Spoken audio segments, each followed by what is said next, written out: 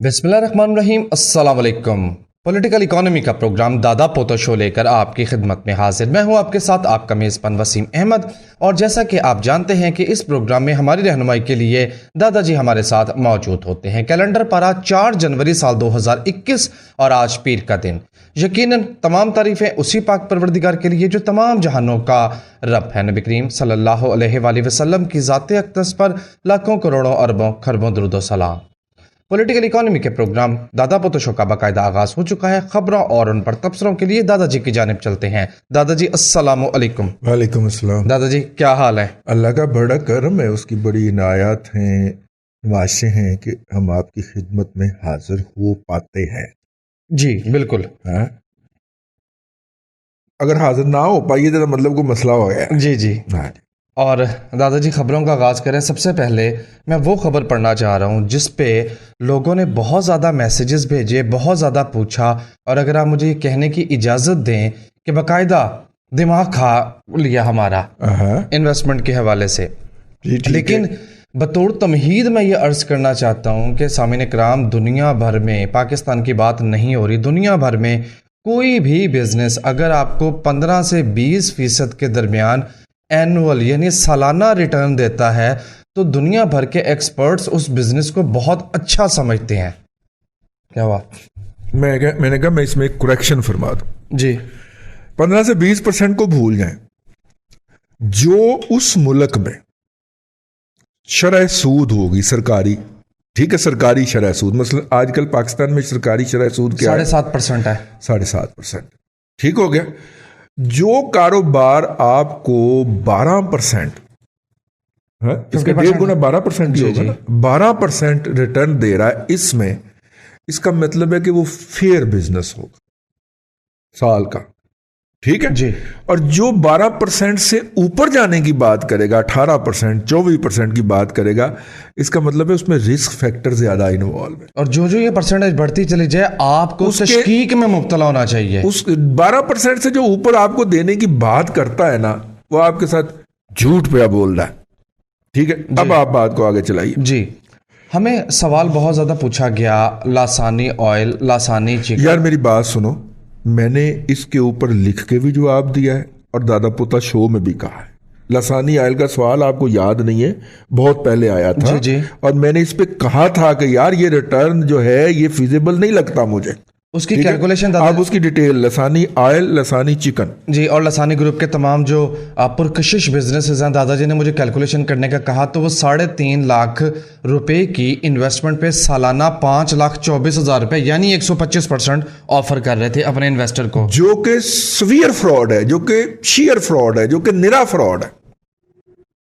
जी आगे चलो। अब बाकायदा security and exchange commission of Pakistan यानी SECP ने ना सिर्फ उसके मुतालिक पब्लिक को ऑफिशियली वार्निंग जारी कर दिया, बल्कि कुछ लोग ये कह रहे हैं कि SECP डंडा लेके उसके पीछे भी पड़ गया है। बहुत से लोगों ने मैसेजेस पे मुझे बुरा भला भी कहा कि आप तो नेगेटिव माइंडेड रहते हैं, हम यहाँ इन्वेस्टमेंट करने जा रहे हैं। उन तमाम दोस्त अहबाब से मेरी गुजारिश ये है कि आपको अपनी इन्वेस्टमेंट की फिक्र करनी चाहिए। नहीं नहीं नहीं नहीं, हूं नहीं लाला गया लाले मुंह से। अब फिक्र भी कर लें तो बीमार होने के अलावा और कुछ नहीं कर सकते आप, क्योंकि मामला सारे SECP ने अपने हाथ में ले लिए। अब वो देखेगा कि उन्होंने दिए कितने थे और उनके पास हैं कितने, और फिर लंबी लंबी लिस्टें बनेंगी। SECP के हुकाम की भी दिहाड़ियां लगेंगी, फिर हाई कोर्ट के जजों की भी हाई कोर्ट के हरकारों की भी दिहाड़ियां लगेंगी, फिर हाई कोर्ट एक वकील को जो कि जज साहब का कोई करीबी अजीज होगा उसको लिक्विडेटर अपॉइंट करेंगे, उसकी भी एक लंबी दिहाड़ी लगेगी और उसकी कोशिश होगी कि मामला तय ना हो। अब गया लाला लाले मुंह से। अब आप ऐसा करें कि बैनर शैनर छपवाएं माल रोड पे खड़े होकर मुजाहरा करने के लिए। जी उस वक्त रोका था कि ना करें, ठीक है, आपने नहीं माना, अब आप भुगते। दादाजी ने एक सूरत हाल बयान की। दूसरी सूरत हाल यह है कि बाफर्ज मुहाल उनका वकील और ये सारे हरकारे मिल के उस कंपनी को क्लियर भी कर देते हैं तो वो इतने ज़्यादा पैसे उनसे ले लेंगे और ये कंपनी आप ही के पैसे उन सरकारी हरकारों को अदा करेगी। अगर ये क्लियर होके आ भी गई तो आपके पैसे फिर भी नहीं मिलेंगे। बिल्कुल ठीक है। क्या ख्याल है दादाजी? जी जी। बाज़ लोग आके कहते हैं देखें जी हम तो क्लियर होके आ गए, तो फिर पैसे देना। पैसे दो। पैसे नहीं देंगे, वो आपको रिटर्न पे रखेंगे और कुछ देर के बाद वो भाग जाएंगे। यार आपको याद है टायरों की एक कंपनी ने भी पिछले दिनों, नहीं टायरों की कंपनी नहीं थी, वो क्या थी, मोटरसाइकिलों की कंपनी थी, अगर आपको याद, से बहुत इन्वेस्टमेंट, नीला गुंबद के पास उसका दफ्तर था, वो खातून आगे कर दी थी उन्होंने, ठीक है, जिन्हें क्या मेरा तो मियाँ ले आके बहन हंस गया, मैं तो पता ही कोई नहीं, मेरी तो तलाक हो गई, ठीक है ना, तो वो फिर लबे थे पैसे, नहीं लबे थे ना। हाँ, ये हम मालियाती फ्रॉडों की दाई हैं, हमें पता होता है कि ये फ्रॉड है, ठीक है, और इससे बच जाए। लेकिन कुछ लोगों के आंखों में डॉलर साइन आ जाते हैं, उनको दुनिया नजर नहीं आ रही होती। देखे ना, कुछ लोग इस वक्त बी फॉर यू, चाइनीज तरीका फ्रॉड, ठीक है, वो आपने कभी वो खेली है बचपन में बैठ के, कि वो एक खिदू होता था हमारे ज़माने में, ठीक है, उसके बाद ज़माना थोड़ा सा मॉडरेट हुआ तो एक फ्रिस्बी होती थी जी ऐसा करके होती थी, हाँ, वो फ्रिस्बी आ गई। आजकल ज़माना मजीद मॉडर्न हो गया है, तो वो जो छोटा तकिया नहीं, छोटा सा वो है तकिया जो सोफे पे रखा जाता है नॉर्मली, वो होता है, वो चारों 8-10 जो कज़न होते हैं, भाई होते हैं, बहन भाई होते हैं, वो बैठ जाते हैं, तो वो घुमाते हैं, म्यूजिक चलता है, वो घूमता है, तो वो म्यूजिक जैसे ही बंद होता है, वो जिसके हाथ में होता है उसको फिर फरमाइश की जाती है कि अच्छा अभी बिल्ली बन के खा, कुत्ते की तरह भौंक, गाना गा के सुना, मैं इस तरह की फरमाइश की जाती है। नहीं, वो कुत्ते की तरह भौंकने वाली फरमाइश अब नहीं की जाती। अच्छा, क्योंकि अब एक बंदा मौजूद है हमारे पास जो सुबह शाम ये एक्टिविटी परफॉर्म करता रहता है। चलो, अब वो इसी तरह ये जो बी फॉर यू है ना, ये है कि जिस तरह फाइलों का बिजनेस नहीं होता कि जिसके पास आखिर में फाइल रह गई लॉस वो मारा गया, लॉस उसका बुक होगा, बाकी सारे अपनी अपनी दिहाड़ी लगा के निकल गए। सिमिलरली बी फॉर यू जो है, जिसके पास उस वक्त वो होगा ना है वो तला जाएगा, बाकी विन विन होके निकल जाएंगे। तो हमें तो सबका दर्द है ना, क्यों तले जाएं जी आप, अगर आप आ गए हैं तो। और मजे की बात यह है कि चूंकि इसमें पिरामिड होता है, गेन करने वाला एक बंदा होता है, लूज करने वाले नीचे बहुत ज्यादा लोग होते हैं जी। तो बी फॉर यू जैसी जो पॉलिसियां हैं, इसको क्या कहते हैं, बड़ा MLM, मल्टी लेयर मार्केटिंग। तो ये इसमें जो आखिर में तड़पते हैं ना, उनकी तादाद बहुत ज्यादा होती है। जिस तरह साहिल पे पानी उतर जाए या वो तरबेल मंगला खाली कर दिया जाए तो मंगला के बेड में जैसे मछलियां तड़प रही होती हैं ना, है ना, ये फिर ऐसे लोग ग्रास रूट लेवल के ऊपर तड़पते हैं और कई कई साल नॉर्मलाइज नहीं हो पाते, नॉर्मल नहीं हो पाते। मैंने ऐसी स्कीमों के अंदर लोगों को लुटते देखा है, ठीक है, फिर उसके बाद वो नॉर्मल जिंदगी नहीं गुजार सके, किसी थड़े पे बैठ गए, किसी दुकान वाले के पास बैठ गए, 100 रुपया उससे मांग लिया, 150 रुपया उससे मांग लिया, 50 रुपये उससे मांग लिए, आपने वैसे ही कहा यार रख ले यार, ठीक है, किसी ज़माने में तू भी खुशहाल होता था, तो वो 150-200 रुपया इकट्ठा करके सब्जी कार ले गए, ठीक है, बेगम ने पका ली। ज़ाहिर पुराना इंफ्रास्ट्रक्चर तो रहता है ना ऐसे लोगों के पास, अब वो मेंटली नॉर्मल होगा तो किसी नई जॉब या बिजनेस की बात करेगा। तो इसलिए MLM बी फॉर यू मैं जवाब नहीं दूंगा, भले आप इसका मुझे ईमेल करें तो भले जो कुछ मर्जी करें, हम इस वक्त कह रहे हैं, सुन लीजिए, बी फॉर यू क्या है, कि इसको कहते हैं MLM, मल्टी लेयर मार्केटिंग। ये चीनी तरीका है, फ्रॉड है। यूरोप के अंदर भी इसके ऊपर पाबंदी लग चुकी हुई है, चाइना के अंदर तो पहले ही पाबंदी है, चाइना ने सबसे पहले पाबंदी लगाई थी, ठीक है।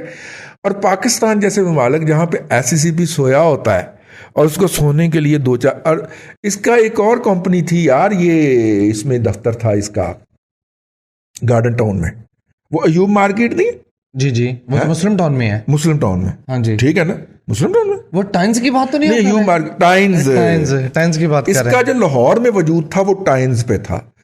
हमारे वीलॉग, हमारा दादा पोता शो इस अमर का गवाह है कि हमने उसके खिलाफ बकायदा मोर्चा लगाया था, बड़ी गालियां सुनी। टाइम्स वाले ने भी हमें, टाइम्स वाले तो मेरे को बंदूकें लेके खलोते हैं भाई। मैं एक दिन शॉपिंग कर रहा था, एक बंदे ने यहाँ पे वो जो होता है वो लंबा कार्बिन नुमा चीज नहीं होती, अच्छा वो मुझे दिखा रहा है ऐसे करके ना, ठीक है, तो मैं क्या मामा केड़ियां कार्बिना, जैसे हमने कभी देखी नहीं है।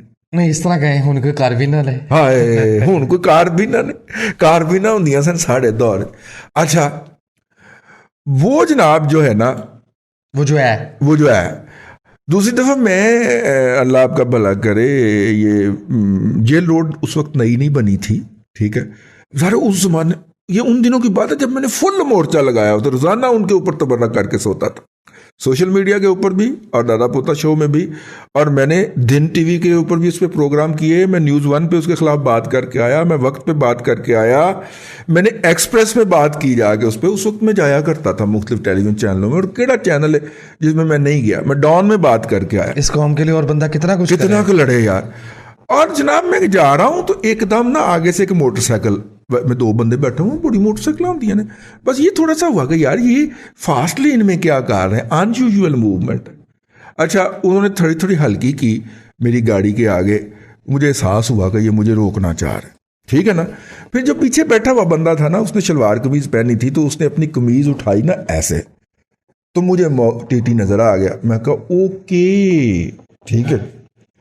हम जनाब ने फिर हमने हिसाब नहीं खोए, वहीं पे बैठे बैठे 15 पे कॉल की, ठीक है।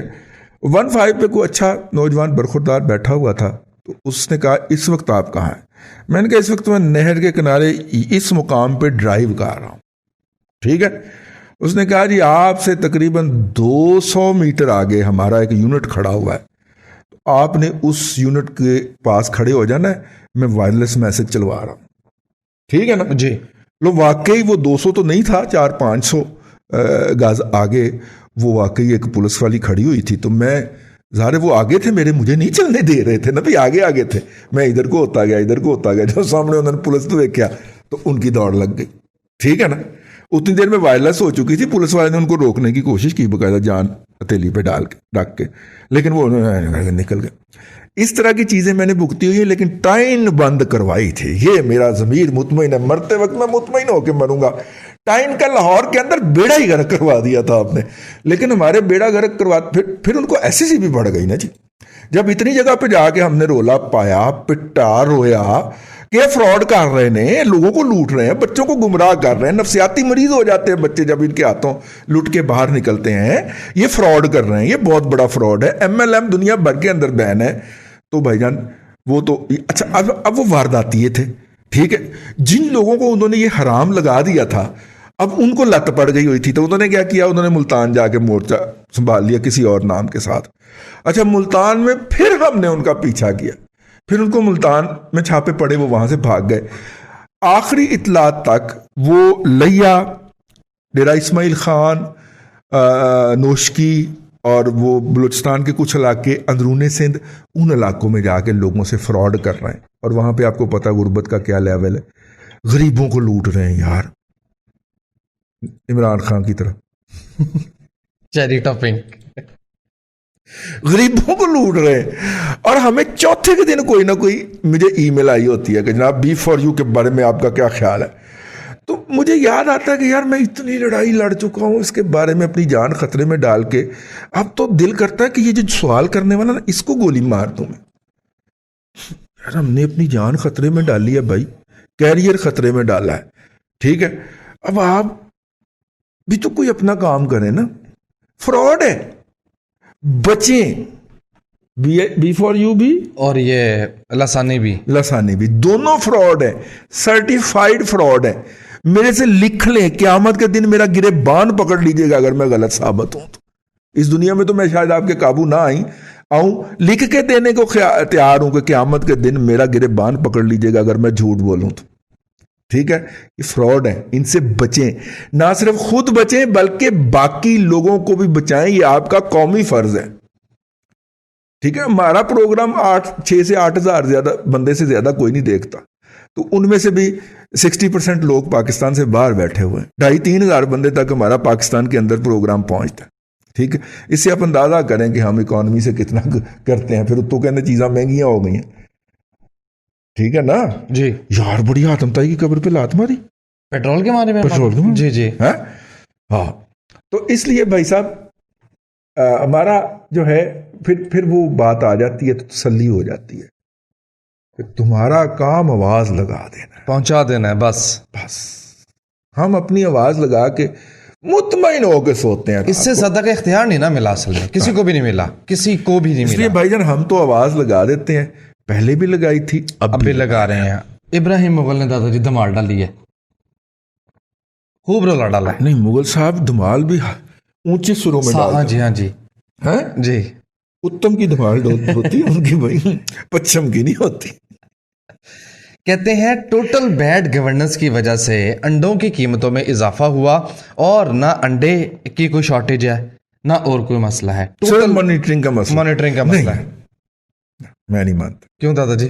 यार वो जो है ना जेल में बैठा हुआ हमजा वो कर रहा है मैनूवर इसको। लॉजिक तो ये थी यूथिया लॉजिक, यहाँ वो इसको मैनूवर कर रहा है। तो दादाजी हुकूमत पे नवाज शरीफ की हुई प्रैक्टिकली। हाँ यार, ये बात कहें तो माइंड कर जाते हैं। हुकूमत किसकी हमें ये तो बता दें। हाँ दादाजी पता नहीं मैं चला। बंदा जेल च पा दिता, जेल च बैठा मैनूवर करी जा रहा, फिटे ही मुंह वैसे यार ਤੁਹਾਡੇ आर्गूमेंट का भी मान ठीक है ना। वो हम उन गुनाहगारों में थे जिन्होंने कहा कि ना ये मतलब उस वक्त कहा था जब उसके खिलाफ गाली देना सवाब था। खैर यूथियों के यहाँ तो इस वक्त भी गाली देना सवाब है, उनके पीरो मुर्शिद बैठ के बकवास कर रहे होते हैं, ठीक है ना। लेकिन टीवी के ऊपर बैठ के बकवास करते हैं, चूंकि वो टीवी के ऊपर बैठ के बकवास करते हैं तो मैं फिर अपनी फोरम पे बैठ के उनको कहूंगा कि वो झूठ बोलते हैं, झूठ बकते हैं, बकवास करते हैं। तो वो बकवास कर रहे होते हैं, चोर डाकू कह रहे होते हैं लोगों को, हालांकि लम्हा मौजूद में जो जुर्म ये कर रहे होते हैं, जो इल्जाम ये लगा रहे होते हैं, कौल सदीद है जी, कलम खुद कौल सदीद है कि लम्हा मौजूद में जो जुर्म ये कर रहे होते हैं उसका इल्जाम ये दूसरे पे लगा रहे होते हैं, और लाजमी लगाते हैं। अपना घर रेगुलेट करवाने के लिए स्पेशल कानून बनाए। वो चोर नहीं है, वो डाकू नहीं है, ठीक है। और अपने बहनोई का प्लाट छुड़वाने के लिए जो आईजी तब्दील करे और सीसीपीओ लेके आए, और जब वो सीसीपीओ प्लाट हैंड ओवर ना करवा सके, नकद उसका ट्रांसफर करवाए, वो चोर नहीं है, ठीक है। चोर दूसरे, डाकू दूसरे। अपने पैसे पकड़े जाएं इंडिया से लेता हुआ, अपनी कंपनी के अंदर इंडियन मैनेजर अपॉइंट हों जो काम कर रहे हों, अपने सारे कारोबार 99 के 99 इंडियन चला रहे हों, लेकिन वो इंडिया का एजेंट नहीं है, इंडिया का एजेंट रजी दादा। हाय हाय हाय हाय हाय हाय हाय, मैं सदके जाऊं तुम्हारे लॉजिक के। क्या लॉजिक घटते हो यार, हमसे पूछ लिया करो, हम इन्हीं चीजों के लॉजिक कर देंगे आपको। यार अंदाजा कर, जनरल आसिम बाजवा साहब की मुदाफियत में मैंने एक वीलॉग किया था। जी जी, आपको पता है? बिल्कुल किया था। हैं 48 के उसकी व्यूअरशिप हो चुकी हुई है। अच्छा जी। और साथ में पैगाम भी आया है, एंजदे करया करो। देखो इनकम कितने जाती है। किसी के कहने पे अगर कंटेंट क्रिएट करना होता तो हम बहुत ऊपर और बहुत आगे होते हैं। आगे होते हैं। हमें ये पसंद है यार, हाँ। अपनी मर्जी से करना दादाजी, और गुर्बत में रहना। दादाजी ओहो खबर, FATF की नाराजगी बरहमी के बावजूद तामीराती शोबे के लिए एमनेस्टी में तोसी। आए जरा क्यों हुई है? मैं इस खबर को फिलहाल कहूंगा कि अब रख छोड़ें। अच्छा जी, ये खबर फरमाइशी है। अगर ये इतनी बड़ी खबर होती ना तो क्रेडिट लाइन के अंदर एजेंसियां ना लिखा होता। ये न्यूज एजेंसी है कि वोबली एजेंसी है? ये नहीं, न्यूज एजेंसी न्यूज एजेंसी है। मरना यहाँ पे किसी रिपोर्टर का नाम होता, हाँ, बाईलाइन होती, किसी बाईलाइन ना होती, किसी रिपोर्टर की क्रेडिट लाइन होती। हाँ ठीक है, ये प्योरली फरमाइशी खबर उठा रखो इसको। उन्होंने खबर भिजवाई है जिनका नाम मरियम ने लिया था जलसे के अंदर खड़ा होकर। ओके, आजकल तो टिकर्स भी वो भिजवाते हैं। हाँ जाहिर। सामीन इकराम अर्ज करना था, पाकिस्तान के सियासी मंजरनामे के हवाले से पाकिस्तान के मेन स्ट्रीम मीडिया के ऊपर आपने एतबार नहीं करना, और टिकर्स भी वो भिजवाते हैं यार। आजकल तो पीटीएम का इजलास अंदर हो रहा है, बाहर कोई और कहानी चली जा रही, ठीक है। कामयाबी पहली कहां से मिली थी? जलसे लाहौर जलसे से। जलसा भरपूर हो ही जा रहे हैं, सुबह 11 बजे जलसा नाकाम हो। दादाजी अंदरूनी मुहाज के लिए खबरें और हैं, बैरूनी मुहाज के लिए और। अब लंदन में ठुकी है ना 4 अरब रुपए की, 4.5 अरब, और कहते हैं कुछ नहीं। 28.6 मिलियन डॉलर।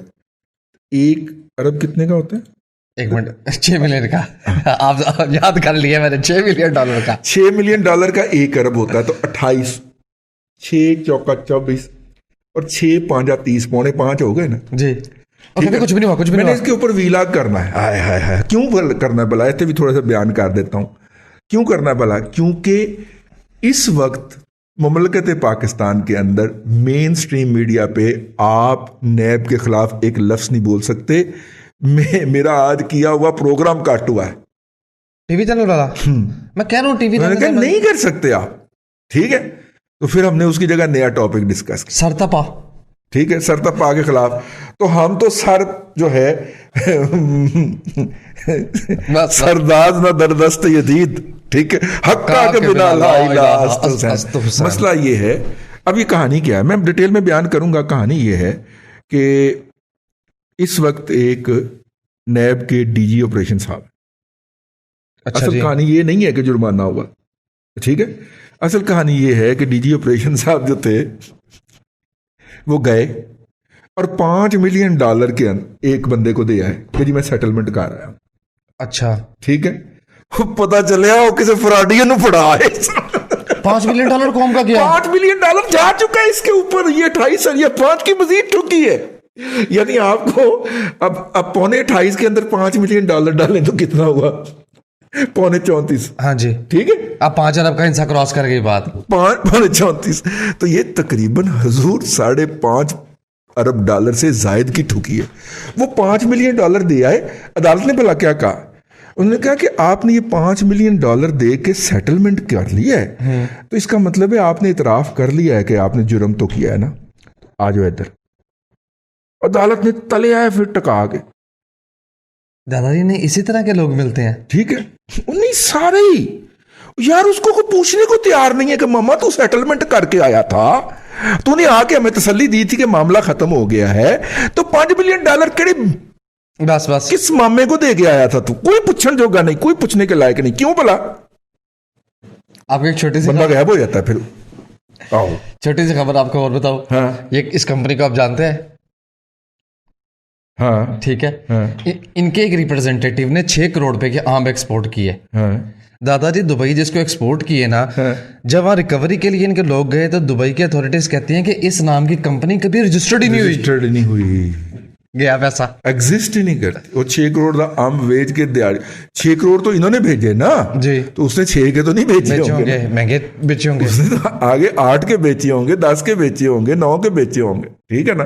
वो दिहाड़ी लगा के निकल भी गया। तो इस $5 मिलियन का कोई नहीं पूछना? इस $5 मिलियन का पूछे तो आप गरदार एनडीएस के राह के एजेंट, नहीं माफी देते हैं प्रोग्राम। जिस तरह आप आसम बाजवा के रिसोर्सेज का पूछेंगे तो आप गरदार। अच्छा, सादा गद्दार नहीं, एंटी स्टेट गरदार सादा गद्दार नहीं, 2 दफा रेट डालना है। हाँ, गरदार। अच्छा, ठीक है। तो भाईजान ये सूरत हाल है। अब बंदा क्या कहे। और अगली बात यह है कि फिर फैसला हो गया। अटॉर्नी जनरल लिखता रहा कि हजूर ये फैसला आ गया हमारे खिलाफ, रकम आपके पास है, आप रिलीज करते हैं, क्योंकि वो हमें फाइन पड़ रहा है। तो $20 मिलियन की ओरिजिनली हमें हमारे खिलाफ डिक्री हुई थी। ठीक है, ठीक है, कितने की? $20 मिलियन की।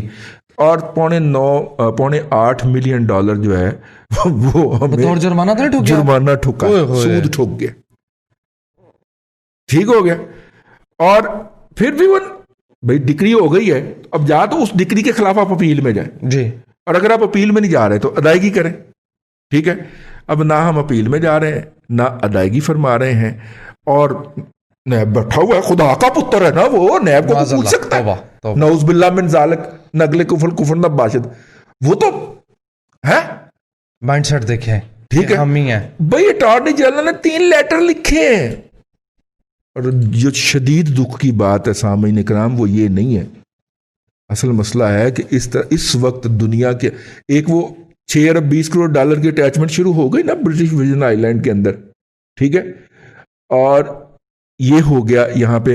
अगलों ने बैंक को कहा, यूनाइटेड बैंक जो बरतानिया का है, यूनाइटेड इंग्लिश बैंक, उन्होंने कहा पैसे काट के ना, हाई कमीशन के पैसों में से काट गए। हाई कमीशन के वो जो उसके पैसे नहीं थे नजायज, मलक के, रियाज मलक के। अच्छा। मीडिया को और मौत कड़ी पड़ी हुई है कि रियाज मलक का नाम आ रहा है, इसलिए मेन स्ट्रीम मीडिया पे खबर ही कोई नहीं। वो रियाज मलक के पैसे किस्तवार आते हैं ना हर महीने, उनकी गवर्नमेंट जारी करती है, वो ब्रिटिश हाई कमीशन के अकाउंट में पड़े हुए थे, उन्होंने उथों को चाप पका लिया। अब भला लेटर क्या लिख रहा है पाकिस्तान का हाई कमीशन ब्रिटिश के अंदर कि हमें इम्यूनिटी हासिल है। उन्होंने कहा मामा इम्यूनिटी होएगी, लेकिन हाई कोर्ट का फैसला आ गया। और ये एक दिन में नहीं हुआ, उनकी अदालत ने कुछ 3 हफ्ते पहले फैसला दिया था कि अगर ये नहीं है तो बताया जाए कि पाकिस्तान के असासे कहाँ कहाँ हैं। ठीक है, उन्होंने पूछा है, असी उदों ही चले जाते, हम लेटर लिख के फारग हो गए कि हमें डिप्लोमेटिक इम्यूनिटी है। उन्होंने नहीं मानी, उनके हाई कोर्ट ने इम्यूनिटी, उन्होंने तल दिया। बंदा किस किस चीज को रोए, लेकिन असल बात ये नहीं। अच्छा, यहाँ तक भी कोई बात नहीं है। असल बात क्या है? असल बात ये है कि 2 ये हो गए, कम से कम 5 और मुकदमात हैं। ये मैं नहीं कह रहा, ये अटॉर्नी जनरल ऑफ पाकिस्तान ने मेरे एक दोस्त को कहा है कि 5 और ऐसे मामलात हैं जिनमें पाकिस्तान को ठुकने लगी है, और हम वजारत ख़जाना को, वजारत दाखिला को, नैब को लिख लिख के मर गए हैं। 8 लेटर हम लिख चुके हैं कि भाई ने ठुक जानी, ये इस पर एक्शन ले लें, हमें असिस्ट करें। एक्शन तो अटॉर्नी जनरल ने वजारत कानून के जरिए ही लेना है ना, उसके खिलाफ एक्शन ले लें। कहता कोई रिस्पॉन्स नहीं आ रहा। फरोग नसीम फनमारत, याद रहे, मेरा मुंह ना खुलवाएं। याद रहे एक शख्स ने कहा था कि पाकिस्तान को, पाकिस्तानियों को और ग्रीन पासपोर्ट को मैं इज्जत दिलवाऊंगा। प्रोग्राम के खात्मे का ऐलान करे। क्यों उसको याद करते हो यार? उसने तो कहा था कि 2020 भी नौकरियों का साल तो मिली ना नौकरियां? नहीं मिली। सामीन इकराम, पाकिस्तान का जीडीपी ग्रोथ रेट जब उसकी पॉपुलेशन ग्रोथ के 1.5 गुना नहीं होगा, नई नौकरी पैदा नहीं हो सकती। सवाल ही पैदा नहीं होता, नई नौकरी पैदा नहीं होगी। पाकिस्तान की इस वक्त शरह नमू जो है आबादी की, वो 1.86% है। 1.86%। और हुकूमत ने जो अगले साल के लिए पाकिस्तान के जीडीपी का शरह नमू रखा है वो 2.6% रखा है, जो कि 1.5% नहीं बनता।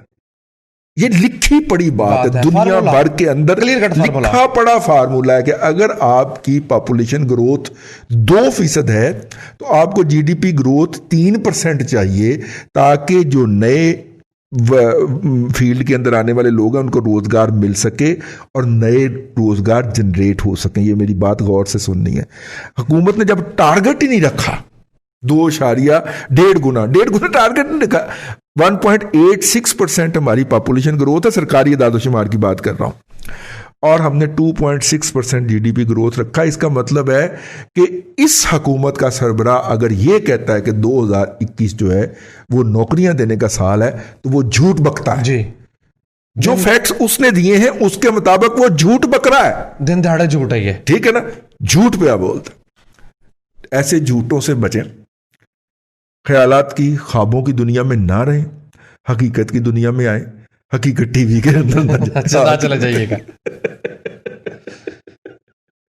अल्लाह आपको आसानियां अता करे और आसानियां खल्के खुदा में तकसीम करने की तौफीक। आमीन। दादाजी बेहद शुक्रिया। नाज़रीन किराम, पॉलिटिकल इकोनॉमी का प्रोग्राम दादा पोता शो आप देख रहे थे। मैं उम्मीद करता हूँ आज का प्रोग्राम आपको पसंद आया होगा। वसीम अहमद को दादाजी के साथ इजाजत दीजिए। इंशाअल्लाह अज़ीज़ आपसे मुलाकात होगी कल तक के लिए अल्लाह हाफिज।